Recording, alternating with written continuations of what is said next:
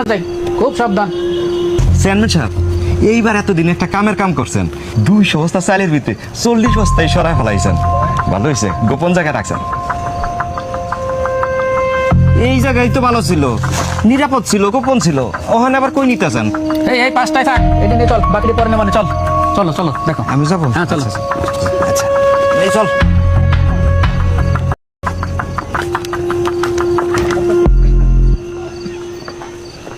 এটা না, চলুন বসা। জি।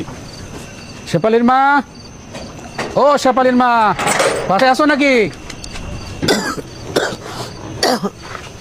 আসসালামু আলাইকুম চেয়ারম্যান সাহেব। ওয়ালাইকুম আসসালাম। আপনি এত রাতে কি মনে করা? তা তুমি যে ওই চাল নেওয়ার জন্য নাম টাম লেখাইলে না, ঘটনা কি?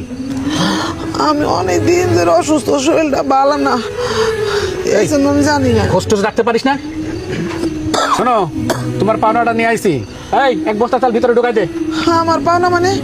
আমি তো কিছু বুঝতে পারতেছি না। ও বাবা, আর কিছু নাই, তোমার পাওনা তুমি বুঝে নাও। এই ঢুকাই দে, ঢুকাই দে। দেখো কোথায় রাখবে, দেখো। দাও। হ্যাঁ, বুঝতে স্যার। আবু বকরের মতো এমন যদি হতো। আল্লাহ, তুমি চেয়ারম্যান সাহেবের হায়াত দরাজ করো, সেজন্য সবাই এইভাবে সাহায্য করতে পারে। আসি, আসসালামু আলাইকুম। কি ভাবছেন এটা সত্য? না, এটা স্বপ্ন। এই স্বপ্নের বাংলাদেশ গড়তে চাইলে একজন যোগ্য ও সৎ লোককে ভোট দিন, তাহলেই এই স্বপ্নের বাংলাদেশ গড়তে পারবেন।